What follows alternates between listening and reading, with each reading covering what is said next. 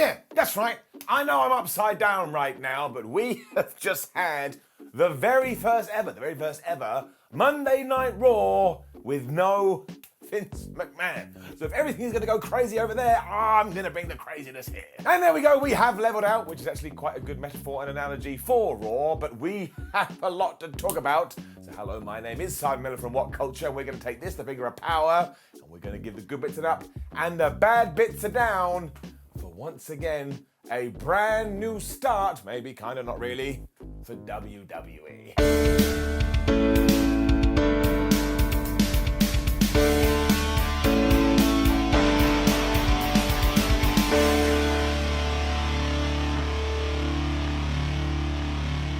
Okay, so let us not get ahead of ourselves, because who knows what's going to happen in the coming days, the coming months, the coming years, the coming millennia. But when Raw did start all of a few hours ago, we just had a big fight between The Miz and Logan Paul, to the point I actually thought I missed some of the show. I may have rewound it and then realised, no, this is how we were kicking things off, and my eyebrow went up. Like I lied to you, I absolutely loved it. Now, it certainly helped that we were in a sold-out Madison Square Garden and everybody was going nuts, but if this was just to plant a little bit of seed to say, look, we got to get through SummerSlam, and then maybe you'll see some more changes, well, it did a damn good drop. I felt my intrigue gland turned on, and I am giving it up. And then Raw was Raw, because of course Raw is Raw. But Roman Reigns' music hit and out came the Bloodline and they were headed to the ring. You know the deal. We timed Roman Reigns' entrance and it came in at a cool 3 minutes and 43 seconds. Undertaker be damned. Roman then asked MSG to acknowledge him, which they did, and then decided, man, I can't be bothered to talk, so he passed the microphone to Paul Heyman, who went into his usual stick, but the damn mic wasn't working. So he even said, well, whoever was responsible for that is probably the next one out the door. And maybe I'm reading into that, but the next one, and obviously somebody just did leave, well, who knows. Reigns is also coming up to 700 days as the Universal Champion, which is absolutely bonkers. And Heyman started to go on saying, hey, do you remember when Brock Lesnar beat Randy Couture? Randy Couture was in his peak. It was the same for John Cena. It was the same for The Undertaker. And hey ho, the head of the table is in his peak right now. But this is when the streak ends, because Lesnar, you lose it. Therefore, Reigns is going to send Brock back to his pig farm after SummerSlam. And out came Theory. He reminded us of his own SummerSlam plans: wake up, maybe go get some food, have a tan, and cash in his Money in the Bank briefcase. But before he could do much of anything, Roman Reigns was talking to him, saying, listen, you absolute goober, you need to listen to me. Now, I thought they were going to have a hug, and I was completely wrong, because instead, Roman got out his chaos cannon, and he started firing it, because he was like, Theory, I can see you don't know what to do anymore, because your daddy ain't around. And went so nuts. Here we go. Jey Uso then smacked Theory in the back of the head, but of course Theory has his briefcase, so he was fending everybody off with it. I think Roman just felt like the dad here, because he was like, oh my God, if you guys don't calm down, I'm going to turn this car around and there won't be any tables for anyone. But I will say this, I actually thought this was quite good. It had some seriously good heat. I mean, it went a little long for my taste, but it is Monday Night Raw. I'm giving it up. Raw then did get a little bit weird because we cut away, we cut back to Theory in the ring being introduced. And I was like, yeah, I've already seen him. As it turned out, this was just so Drew McIntyre could interrupt him and storm to the ring. I suppose that was meant to be, oh my gosh, you don't know what's going to happen. That is how I reacted. As it turned out, they were going to have a fight, and as we know, Drew is a warrior at this point, and Theory does know what he's doing, and we were using Simba the Steel Steps, and we were using Barry Barricade, because we were just trying to create carnage. The problem, though, is after a good few minutes, McIntyre went for the Claymore kick. When the Brawling Brutes appeared, they attacked the Scotsman, which meant it ended in a DQ. Because there was a big brawl, Bobby Lashley just ran out, and I was like, no, excuse me, Bob, why are you here? Like, I get you're feuding with Theory, but otherwise there's no need for you to come out. Now, before we do get on to the next bit, once more, I do think we have to get to the premium live event before we see any real changes, and maybe disqualifications are just going to be part of the WWE lexicon now, together forever, or whatever that stupid phrase is. But me, personally, Simon Miller stood here right now in 2022, I'm just done with them. I just am. Let's do Drew McIntyre versus Theory, and sure, have the brawling brutes come to the ring, let them cast distraction, and let's have Theory pin Drew McIntyre. It's not going to affect Drew. He's bulletproof right now, and I'd be like, oh my gosh, Theory actually got a win. It's just much more appreciated than saying, here's a match, it didn't count, down. Then it's doubly true because then we found out the reason why Bobby had come to the ring, and that's because WWE was still doing their favorite thing, because they went holla budgie, and they turned this into a tag match. Now the good news is that this was very entertaining, and that we did here in round 2 what we should have done in round 1. And in case you need to be caught up, because it was a little bit confusing, it was Bobby Lashley and Drew McIntyre going against Sheamus and Theory. And the best part here is that Sheamus had no love lost for Theory, so when he was getting beaten up, he was like, ha ha ha, fella, you in trouble. And at one point it even went for the tag. The Irishman said no. When he was in there though, Bobby Lashley gave him a delayed vertical suplex. And I was like, well, that's absolutely ridiculous, because Sheamus is not a small man. And of course at one point, Butch and Ridge Holland were casting more distraction. The ref was like, look, I'm sick of you, go to the back. Now, if we were following the rules as usual, this would have been a DQ, but I ain't moaning about it. Eventually Drew got the hot tag and all the crowd were like, oh my gosh, I can't believe it, have my babies, Drew. Which is when we had more shenanigans, because Dolph Ziggler teleported in from nowhere. He started casting his own distractions, and that allowed Bobby Lashley to just walk up to Theory, apply the hurt lock, and seriously, Theory tapped out in seconds. So see, look, just do that in the first match and you would have had the same outcome and we wouldn't have to have walked down nonsense lane. The Usos also laid out Theory afterwards, and Roman even put the briefcase onto his chest. So Theory has around about 72 enemies at the moment. Yeah, I thought all this was much better.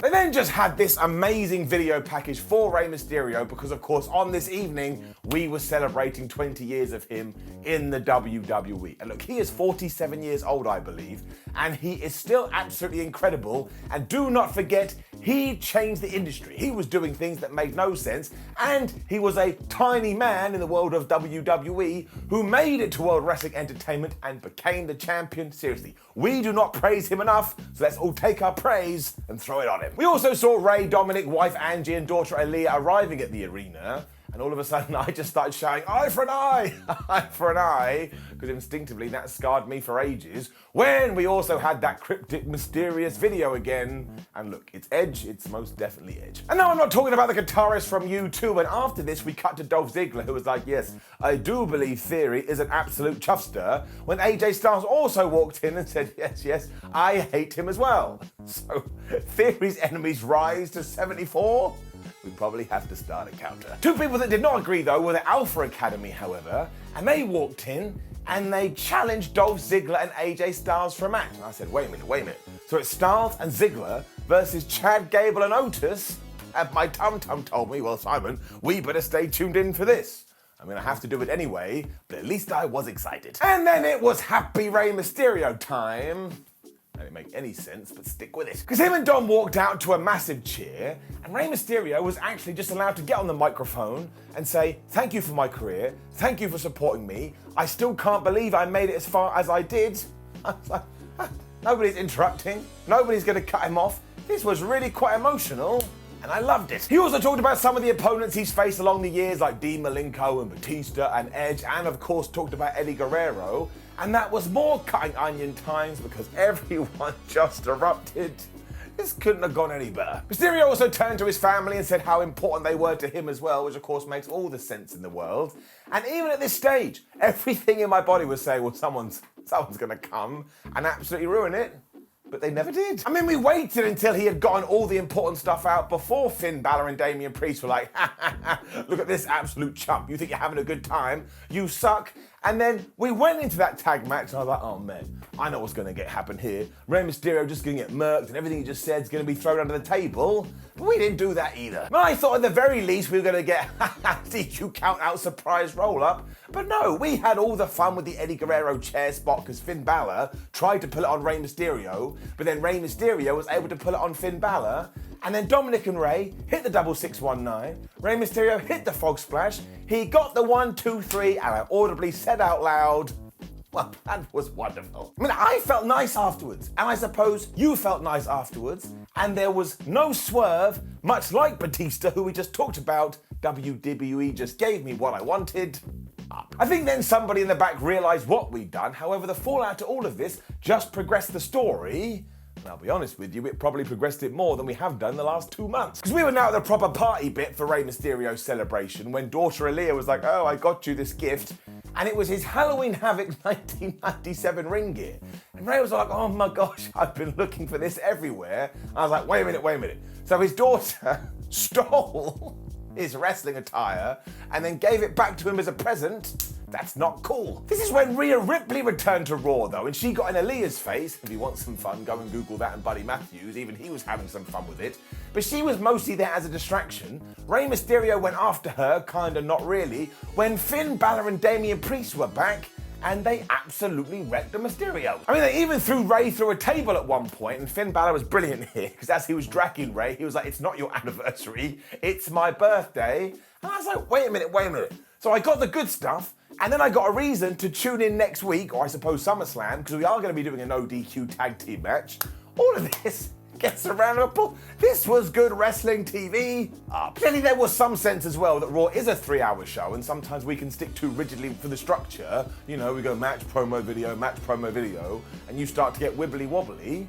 But once again, and maybe we're reading into stuff here, it felt like we did something just a little bit different. Because Bianca Belair was out to cut a promo when Becky Lynch pretty much interrupted straight away, and as Bex was walking to the ring, Bianca started to do all of her catchphrases. Lynch didn't like this, so she jumped Belair, and those two just started to have a big brawl, and that was basically it. Now, while this sounds like they may have been shortchanged, I mean the complete opposite. It kind of felt like somebody had sat down and gone, well, it'd be a bit boring if we just do another promo segment. Why don't they just have a big fisticuff? And it did work in the sense it sped up the show, and this can't just be your answer all the time. You're gonna have to come up with a little bit more creative ideas. But really, it is Bianca Belair versus Becky Lynch happening this weekend at the Premium Live event. It does sell itself, so this was more of a reminder. Once again, I'm giving it up. And then I cried. Why? Well, because Sarah Schreiber was interviewing Alexa Bliss, who was about to fight Doudrop for the 92,672th time. But she actually said, well, I'll tell you this, I don't really understand the relationship between Double D and Nikki Ash. So I was all like, oh my gosh, thank you, Wizard in the Sky. We actually reference this pairing, which we haven't done in weeks, and that's all I need. Mostly so I can go, oh, it did happen. I don't feel like a crazy parrot. Alexa doesn't feel like Nikki is benefiting from this at all, and then started to tell us that her relationship with Lily is better because Lily sells a lot of clothes on WWE Shop. And I was like, man, I don't know what's going on here. But the best part is she said, look, I will go to the ring, I will beat Doudrop, but then after SummerSlam, Becky Lynch or Bianca Belair, I'm coming for you. I was like, good. More people need to call their shot. Once again, you are going to have to give us more narrative at some point. We don't want, oh, hello, can I challenge for your title? And someone goes, yes, of course you can. But once again, there was just something here. I'm going to keep an eye on it. Local medical facility folk were then looking over Rey Mysterio because, of course, he had been jumped. This is when Damian Priest and Finn Balor were back just going, ha, ha, ha, ha. I think he's dead, when Rhea Ripley zoomed in and she booted Mysterio so hard in the head, I thought she broke his skull. Dom did run in here and was all like, please leave him alone, and you can still smell that maybe, just maybe, at SummerSlam or at Raw next week, Dominik is going to turn. Look, maybe it will be all right, maybe it will absolutely suck, but let's try something new and see what happens. And then it was Doudrop versus Alexa Bliss. It was alright. It did suffer a little bit because the crowd went absolutely dead for this, to the point I felt a little bit uncomfortable, but we made sure to underline that Nikki Ash kept trying to help Doudrop. I mean, at one point she quite literally pushed Alexa off the top rope. It thoroughly failed because Bliss just hit a DDT onto Drop to get the 1, 2, 3. But once again, and again I could totally be making this up, it really did feel like there was a plan here. I hope I'm not wrong. Because of course I could be just seeing what I want to see, but given everything that has happened, I'm willing to give them the benefit of the doubt. So yeah, nothing bad here. AJ Styles was then telling Logan Paul to kick Miz's ass at SummerSlam. So I guess we're not going to do that tag team match, because if you were, well, you'd want to set it up here. It also meant it was time for Impaulsive TV. And yes, that is a pun. It was also obviously a knockoff of Miz TV, and honestly, what the flub are we doing? Because Logan made his way to the ring, and the first thing he said was, wow, here in Madison Square Garden. And do you know who else is going to be in MSG next week? My brother Jake. And everybody booed. I mean, seriously, it's hard enough to make Logan Paul a babyface to begin with. You probably shouldn't be mentioning stuff like this. He then told The Miz to come out, but instead Maurice was here. And honestly, she just went on and on and on about her husband's testicles. She had a bag that looked like some testicles, and Logan Paul was talking about testicles. And I was like, I don't care about anybody else's testicles. Some people have big testicles. Some people have small testicles. You can't control it, so you may as well just be happy. I think we were talking about measuring balls at one point, as if we were going to get a tape measure out and go, oh wow, 7.2 inches. This is when The Miz did arrive, and it was just balls. Chili Tommaso Ciampa is not into this, because he then just attacked Logan Paul, and it ended with The Miz giving him a skull-crushing finale.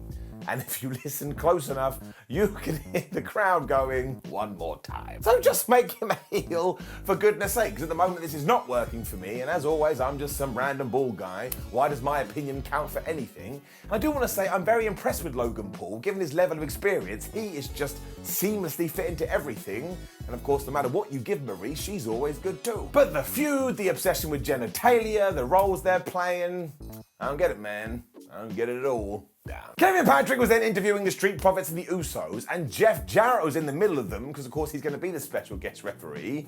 Much like SmackDown, he was wearing a referee shirt. So as far as I'm concerned, he has now had this on for a good few days, and by the time we get to the Premium Live event, it'll be over a week. He's a weird guy. We were just trying to underline the fact that Jarrett is going to call it down the middle, so of course he's going to screw someone. When the Alpha Academy made their way to the ring, and you know the deal, Chad Gable was like, look, I'm smart, you're not, everybody shut up. It did mean that it was then this tag match of Owens and Chad Gable taking on Dolph Ziggler and AJ Styles. I had a really good time. I just threw Styles into Barry Barricade to get rid of him as Ziggles and Gable went at it, and I would like that feud because it still feels new and fresh to me. And there was a great bit when Chad went for a moonsault, he missed, and he just got super kicked. Nice. Owens then broke up the cover, and even though they're not a proper team, AJ and Dolphy Boy were able to work together to get rid of the big man. And then there was just this great bit where Chad Gable went for a suplex, but AJ Styles kind of cast distraction, and then Dolph Ziggler hit the zigzag to get the 1, 2, 3. That was an excellent minute or so. I'm giving it up. And then cracked up because we got to the main event, and of course, who was in it? The Street Profits and the Usos. Now look, I love this but for a good old while now, it's been take that tag team, just throw a random extra person into it, and that'll do. Tonight it was Roman on one end and Riddle on the other, and I tell you this, they got some serious damn time. Ford also did this amazing dive early on, although we cut to the commercial break, and when we came back, the bad guys were just in control, so as ever, we have to figure out what happened. So I'm going to assume that Roman Reigns started talking about tables, like, oh, I really love oak ones, and I live around ones, and I really love ones that are kind of long, and the Street Profits got so bored, they started to fall asleep, and this is when the Bloodline attacked. Ford also shouted, acknowledge me, at Roman at one point, which was a terrible idea, because then he got urinaged out of his shoes, and also was busted open. I mean, there was blood everywhere, and this is when the Usos and Reigns took over. And they just beat the piss out of Ford until he was able to get the hot tag to Riddle, and was like, oh my gosh, it's Riddle, and he started suplexing everybody as well as their dogs, and after he had hit the Randy Orton power slam, it turned out that Roman had secretly tagged himself in. He Superman punched Riddle, he went down, and it was broken up. Not really at the last second. Like, Montez Ford broke it up at 1, and the commentator still went, oh my gosh, in the nick of time. And I was like, no, it wasn't. It did mean that Montez then did a dive, so Jay did a dive, so I did a dive, as Angela Dawkins was grabbing people and chucking them into Barry Barricade. And Ford went into Simba the Steel Steps at one point, but then back in the ring, Riddle hit the draping DDT, which of course is what Randy Orton does, and because he did it on Roman Reigns, everyone was happy. There was no way that Reigns was ever going to lose in any sense. We were going to have to come up with something. And I did like this finish, even though I don't really think that Riddle has to lose. But he went for the RKO, Roman grabbed him in midair, pushed him, and then when he turned around, kabloom, he hit him with the spear, 1, 2, 3. Oh, that's pretty good. Just as the Bloodline were leaving too, we had some fallout and a cliffhanger, I suppose, because Seth Rollins was here. He looked at Roman Reigns, and Roman Reigns looked at Seth, because of course they have history together. He proceeded to get into the ring, and I tell you, he murdered not anymore Matt Riddle. I mean, he finished it all by hitting the curb stop on Simba the Steel Steps, because it was a New York crowd. They're like, yeah, get him. But of course, this ties into the match we are gonna have at SummerSlam. And dare I say it, it made me want to watch the show. I mean, who would have thunk it? This is, of course, when Raw came to an end, and you may be looking at the screen right now going, Simon, there was a lot of matches on this show. Where the flub are my clean finish counters? Well, we're about to get into it. Because we have a new regime, it seems unfair to bring over the stuff from the old ones. So we're taking the clean finish counter, and we're scrubbing it back down to 0, but we're also going to change the format. Because we are going to get into ratios, because I actually think this will give us a better idea of how many clean and how many stupid finishes WWE is doing. So, for example, on this episode of Raw, there were 6 matches, and by my money, 3 had clean finishes, 3 had stupid finishes, which gives them a percentage of 50%. And straight up, that's terrible. It means that half the fights on your show ended with somebody smacking themselves in the head and going, what are we doing? So it does mean that we bring in another counter, the Shenanigan Slider, which is a terrible name, but I'm tired, all right? It's all I could come up with, and it goes up to 1. And it basically means if you wanted to watch this episode of Raw in July 2022, and you wanted a little bit of a, well, what can I expect? You can look at this and know that it is filled, or the majority is filled, with shenanigans. Otherwise though, quite like this Raw, secretly excited for the future. All that means, how can it be a secret when I've just told you? Get it up. Now, seriously, please do go in those comments and let us know what you thought about the first ever brand new Raw era thingamajig that we've never seen before. Like the video, share the video, and subscribe. Head over to WhatCulture.com where you can read yourself some articles. Make sure you follow us on WhatCulture at just social media. Just follow us, and I'm so tired. There's been so much news recently. It's crazy. And then what videos? I'm just saying goodbye, right? I'm saying goodbye. Something else has probably happened on the internet in the hour or so I've been recording this. Goodbye.